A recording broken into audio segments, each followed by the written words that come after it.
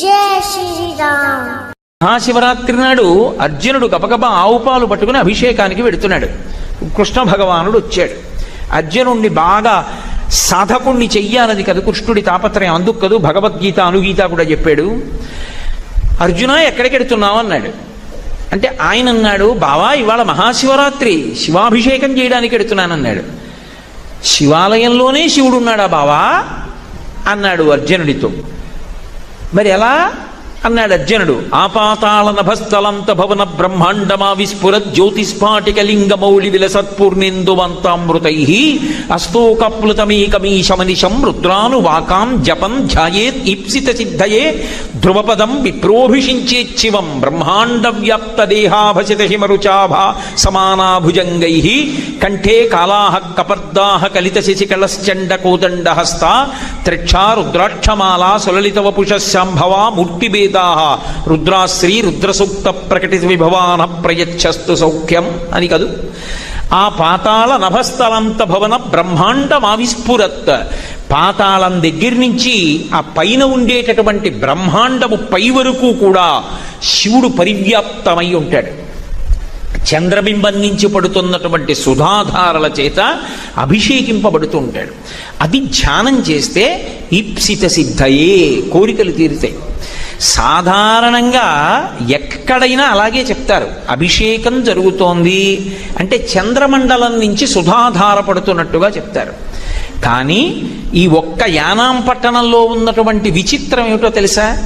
శివలింగాన్ని 2 ఏనుగులు తమ సువర్ణ భాండములతో తెచ్చి అభిషేకం చేయడం కాదు, తొండాలలో ఉన్న నీళ్లతోటే అభిషేకం చేస్తాయి.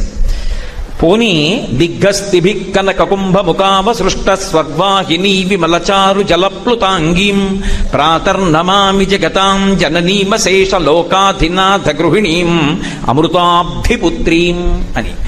లక్ష్మీదేవిని కూడా దిగ్గజములు ఏనుగులు బంగారు కలశలతో ఆకాశ గంగాజలాలు తెచ్చి అభిషేకం చేస్తాయి. అలా అభిషేకం చేస్తున్నప్పుడు చూస్తే, అది మనసులో స్మరిస్తే చాలు వాళ్ళకి లక్ష్మీ కటాక్షం కలుగుతుంది. శంకరుడు చెప్పిన మాట కనకధారా స్తోత్రం. లక్ష్మీర్దివ్యైర్గజేంద్రై మణిగణఖచితై స్థాపితా హేమ కుంభై నిత్యం సా పద్మహస్తా మమ వసతు గృహే సర్వమాంగళ్యయుక్త. శ్రీ సూక్తంలో తెల్లవారిలేస్తే చెప్పట్లా. కానీ శివలింగాన్ని ఏనుగులు చేతులతో ఆ తొండాలతో కలశలు పట్టుకోకుండా తమ తొండంలో ఉన్న నీళ్లతోనే అభిషేకం చేశాయని ఎక్కడైనా ఉందా? ఉంటే కదా పెట్టాలలా. అలా లేనిది తీసుకొచ్చి పెట్టారనుకోండి, అందం కోసం శివలింగాన్ని అలా చేయకూడదుగా, అప్పుడు అది దోషం అవుతుందిగా. మరి అలా ఎలా పెట్టారు అంటే, యానాం పట్టణంలో ఉన్నటువంటి అద్భుతం బహుశः ఇంకెక్కడా లేదు. ఎందుకో తెలుసా?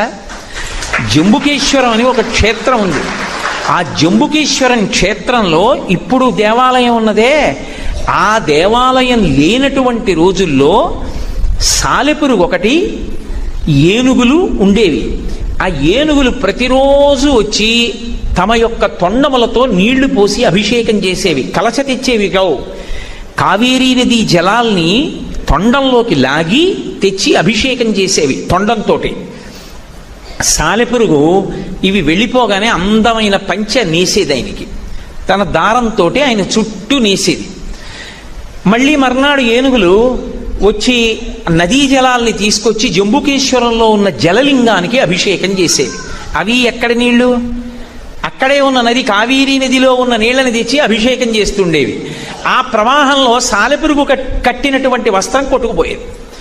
కొట్టుకుపోతే ఆ సాలెపురుగుకి కోపం వచ్చి, ఒరే ఈ ఏనుగులు రోజు వచ్చి చిమ్మేస్తున్నాయి నీళ్లు తొండంతో, ఏ సాధారణంగా చిమ్మవు, మంచి వేగంగా చిమ్ముతుంది ఏనుగు.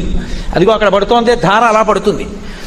కాబట్టి నేను కట్టినటువంటి గూడు చిరిగిపోతోంది పంచె.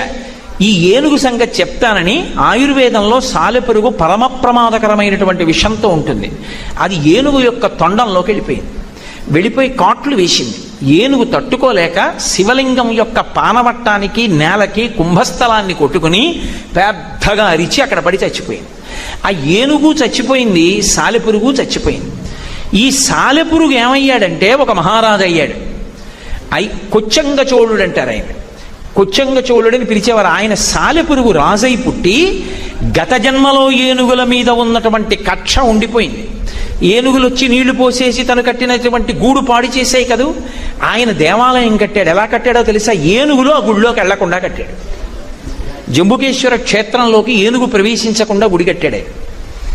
ఎక్కడది ఇది అంటే ఆయనకి గత జన్మలలో ఉండిపోయినటువంటి కక్ష. కాబట్టి ఏనుగులు తమ తొండాలతోటే అభిషేకం చేసినటువంటి అపూర్వమైన శివలింగం జంబుకేశ్వర శివలింగం. అది ఇప్పుడు కాదు, ఎప్పుడో ఒకప్పుడు చేసింది. అలా మళ్ళీ ఏనుగులు చేతితో అంటే తొండంతో పాత్ర పట్టుకోకుండా తమ తొండంతోటే అభిషేకం చేస్తూ అక్కడ కావేరీ నదీ జలాలు తెచ్చినట్టు ఇక్కడ గోదావరి జలాలే వాటి తొండాల్లోంచి పడుతుంటే మళ్ళీ ఆ అభిషేక జలాలు గోదావరిలోకి వెడుతూ అంత అద్భుతమైన శివలింగాన్ని జంబుకేశ్వర క్షేత్రం యొక్క పూర్వ చరిత్రని జ్ఞాపకం వచ్చేటట్టుగా అంత గొప్పగా ఏనుగులు అభిషేకం చేస్తున్న అంత పెద్ద శివలింగాన్ని కట్టినటువంటి ప్రదేశం యానం ఒక్కటే. అందుకేనేమో ఇంత వృద్ధిలోకి వచ్చి ఎక్కడ చూసినా ఇంత దీదీప్యమానంగా లక్ష్మీపురంలా కనపడుతోంది దీపాలతోటి. కాబట్టి భగవంతుని యొక్క అనుగ్రహము కలుగుట ఒక ఏనుగు పొందింది, ఒక సాలెపురుగు పొందింది అంటాడు మహానుభావుడు దూర్జటే. ఏ వేదంబు పఠించే లూత భుజగం వేశాస్త్రములు సూచే తానే విద్యాభ్యాసమనర్చె కరి చించే మంత్రమోహించే బోధావిర్భావ నిధానముల్ చదువులయ్యా కాదు మీ పాద సంసేవాసక్తియ కాక జంతు తతికిన్ శ్రీకాళహస్తీశ్వర అంటాడు. శ్రీకాళహస్తిలో ఏనుగు ఏ పూజ చేసింది? పాము ఏం చదువుకుని పూజ చేసింది? సాలెపురుగు ఏం చదువుకుంది? భక్తి మనసులో ఉన్న కారణం చేత మూడిటికి మోక్షాన్నిచ్చి శ్రీకాళహస్తి అని క్షేత్రానికి కూడా పేరు ఇచ్చాడు. అందుకే భక్తి ప్రధానము తప్ప అంతకన్నా ఇంకా ఏమున్నాయని మనం చూస్తాం. భగవంతుడు అదొకటి ప్రధానంగా చూస్తాడు. భక్తి అన్నది ఉంటే చాలామంది ఏమనుకుంటారంటే ఛాదస్తం అనుకుంటారు. చాలామంది దృష్టిలో భక్తి ఛాదస్తం అండి, భక్తి ప్రగతికి అవరోధము. ఈ భక్తి, ఈ ఛాందసత్వం ఇవి ఉన్నవాళ్ళు దేశాన్ని వృద్ధిలోకి రానివ్వరు అంటారు. కానీ నేను ఒక్క మాట చెప్తాను, మీరు జ్ఞాపకం పెట్టుకోండి. శంకరాచార్యుల వారి కన్నా భక్తి తత్పరులు లోకంలో ఉండరుగా. ఆయన అన్నపూర్ణమ్మ గుడికి వెళ్ళారు. గుడికి వెళ్ళి అన్నపూర్ణమ్మని ఆయన ఏం అడిగారు? మాతాచ పార్వతీదేవి పితాదేవో మహేశ్వర బాంధవా శివభక్తాశ్చ స్వదేశో భువనత్రయం అని అడిగారు. అమ్మా, మా అమ్మ పార్వతీదేవి, మా నాన్నగారు పరమశివుడు, ఈ మూడు లోకములు మా కుటుంబం. అమ్మ వచ్చాను, అన్నం పెట్టన్నారు. నేను ఏదైనా ఊరు వెళ్ళాను అనుకోండి, నన్ను కొంతమంది వాళ్ళ ఇంటికి దేవతార్చనకి పిలుస్తూ ఉంటారు. అయ్యా ఇవాళ మీరు మా ఇంటికి దేవతార్చనకి రండి అని అడుగుతారు. నాకు ప్రీతి కలిగితే పెడతాను. అప్పుడు సాధారణంగా నాతో ఎప్పుడు మా గోపాలకృష్ణ గారు ఉంటారు. ఆయన వదిలేరుగా, నన్ను పిలిస్తే ఆయన్ని పిలుస్తారు. అలా గోపాలకృష్ణ గారు వద్దండి మీరు ఒకరే రండి అన్నారు అనుకోండి, నేను ఎడతానా? నేను వెళ్ళను. శంకరాచార్యుల వారు అన్నారు, ఈ మూడు లోకములు నా కుటుంబం, అన్నం పెట్టు అన్నారు. అంటే ఇప్పుడు అన్నపూర్ణాదేవి ఎవరికి పెట్టాలి అన్నం? శంకరాచార్యుల వారికి ఒక్కరికి కాదు, అందరికీ అన్నం పెట్టాలి. భక్తి ఉన్నవాడు తానొక్కడే తినాలనుకోడు, అందరూ తినాలనుకుంటాడు. భక్తి ఉన్నవాడు తానొక్కడే నీళ్లు తాగాలనుకోడు, 10 మంది నీళ్లు తాగాలనుకుంటాడు. అసలు భక్తి ఉందనుకోండి, నదులలో నీళ్ల గురించి దెబ్బలాట్లు ఎందుకు వస్తాయి? భక్తి ఉందనుకోండి, 10 మందిని పాడు చేసి తానొక్కడు ఎందుకు దాచుకుంటాడు? భక్తి ఉందనుకోండి, వాడు కష్టపడినా పర్వాలేదు, నేను బాగుంటే చాలని ఎందుకంటాడు? అనడు. అసలు శాంతియుతమైనటువంటి సహజీవనానికి ప్రాతిపదిక భక్తి మాత్రమే.